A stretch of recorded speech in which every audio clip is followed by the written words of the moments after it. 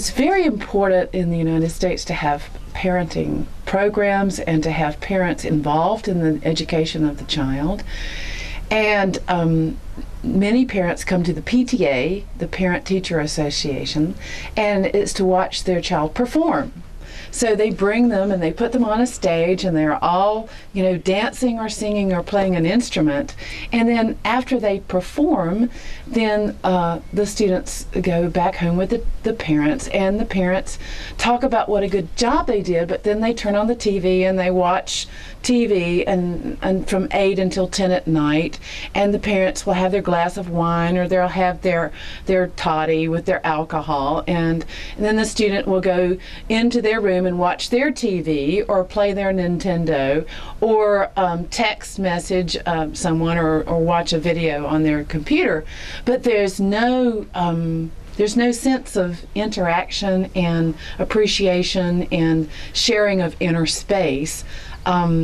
I hate to be saying these things that are constantly going on in the West, because it sounds like it's a bad situation and that it's certainly in somewhat of a crisis, but this is really what's happening. There's no interaction, there's no sense of connection between the parent and the child. It's all the child going into their room and the parent doing their own thing, and never the two coming together, except for perhaps the parent observing the child on the stage. So what's happening in the Gurukul? Yeah, it's again very different, where we have in 4 years we have never conducted parenting workshops, never. And it's so amazing. We did a survey on what is the most big problem the parents are facing in the Gurukul here, and we found out brushing the teeth was the most biggest problem. And we were like, wow, we'll work on that. But why I'm saying is, the main thing is the kids are having so much fun and so much of love here, they just go home and overflow that. Like, for example, there was a parent from work, and she was like in full of tension and stressed out, and she just wanted to just lie down and just go wash her face. And while washing her face, the kid, 6-year-old, and he's saying, "Mama, take love and wash your face and see how you feel." The mom like, "What happened now?" And what is the kid of 6-year-old telling mom what we can do to just switch? And she was so happy. The other day she came running to the school and she said, "You know what my kid said? Usually he's angry, and this is what, and within a month of in your school, he's just talking about overflowing love." And where did it come from? What do you teach? We said we are teaching only about love, but washing the face with love is just his spontaneous answer. Once you open the box and they want to overflow, the kid has such his joy. They want to just love and be so caring and giving and all that. So once you open the dimension of the kid, they see a positive output from the parent, so they want to do more. We had a kid of ADHD, and he's about 12 years, and this happened within 3 months of his stay in Parent Choice. He has never, whatever given to him, he'll just take it and eat it. And he has no idea of the parents need to have it and all that.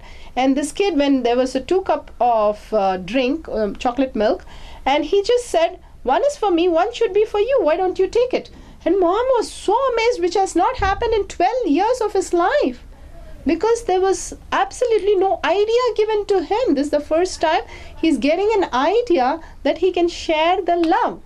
So once the kids are given the dimension that they can share and they experience with their parents, they are like so different. We had 2 parents coming and telling us they stopped abusing the kids, because the kids went home when the parents were abusing. They just sat and listened to the parent and said, "Daddy, instead of getting so upset and spoiling your inner space, you could have just told me how to do it and I will just follow it." And immediately the father went back and said, "What? Usually the kid's supposed to cry, throw tantrum and say, 'No, I won't do it.' But what is happening to my child?" And she's so beautiful and waiting for the daddy to cool down and slowly telling the daddy what he should do. In that sense, the father came running and told us, "We will never shout or hit our kid." So what is happening? Actually, we are sowing the seed in the children and taking care of the parents. So again, the children are taking care of the teachers, they are taking care of the parents themselves. And one of the parents was struggling with their office work. This was a very beautiful one thing. So this person was struggling with all the office work, and he was trying to get, and he was telling his wife, I have to finish all these accounts and give it tomorrow, but nothing is tallying and all these things. So the kid says, okay daddy, you can just close your eyes, just visualize the numbers are tallying, and you will see it tally, daddy. And this is about a 5-year-old kid. And if a 5-year-old kid can understand about visualization and where to use it, the adults can just pick it up and understand there is a different dimension which we need to live in. Our whole dimension where we are living is the wrong thing. So the kids are the best teachers, and they go and adapt and modify the parents themselves, and that comes back as a peaceful family back to the school, and they are more happy kids, more happy parents and more happy kids. Problem solved. So you talk about a problem solved, and in the United States, where we have the public school system, the solution seems to never come about because the parent has a problem with the child, and the way that the problem is presented is on the problem level and never on the solution level. So it's a constant warfare, or a dominance, a war to see who is more powerful, who can out yell the other one, or who can out control the other one, and even to the point of becoming passive aggressive, so that the child deliberately doesn't do what the parent wants them to do.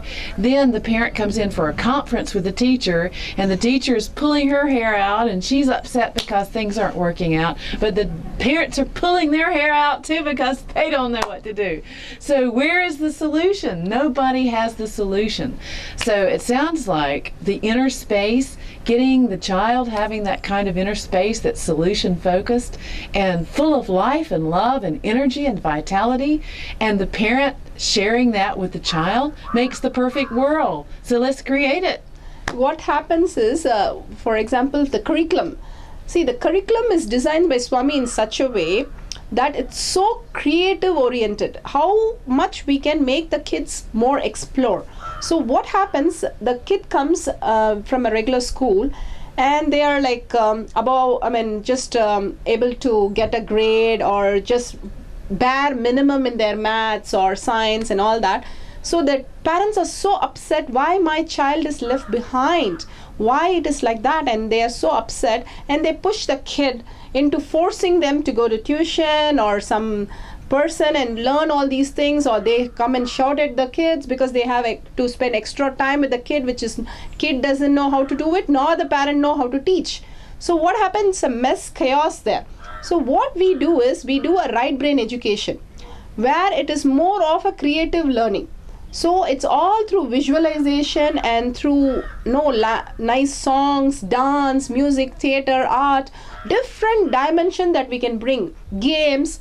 So what happens is, doing through all this, we give the message to the subconscious. Again, we don't teach the mind. If you try to teach them to rote learn something, you can only hold it for some time. But if you can visualize, it goes to your permanent storage. And we have the quantum memory techniques where we need to learn things in a particular days. And if you follow those days, it just goes to your permanent memory, and the whole thing is solved.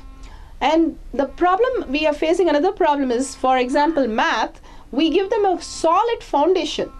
Swami says the first few years is a knowledge time. And then we have the understanding time. All the subject need to be in understanding phase for the primary, and then applying stage for the secondary. But in the math, it is followed like that. For example, we deal with the numbers, number names and everything, and then we go to addition, subtraction in the primary, and then the trigonometry, algebra in the secondary. It's beautifully structured. But what about science? What about social? What about history? Everything is chaotic. So we have taken all the curriculum and placed it in Swami's, what he has told us, so that it has come in a beautiful package that they'll have more time to work with each concept for many years. The whole of primary 6 years is spent on understanding the whole concept as a big picture. What they do in a school is they give a small picture and ask us to learn. And it's so difficult to learn that small thing, and because we are being born and brought up to look at big picture of everything. So we start from the bigger picture. What is physics? And then go into different dimension of physics and attach it where it should be attached. So for example, they learn the whole thing as a whole every year and making it more and more complicated so that they understand the whole thing. And it's surprising, we had the parent come for a day in the school and he was so shocked. He said, in my school, I used to sit and wait for the teachers to go out. Here the kids are waiting for the teachers to tell more things.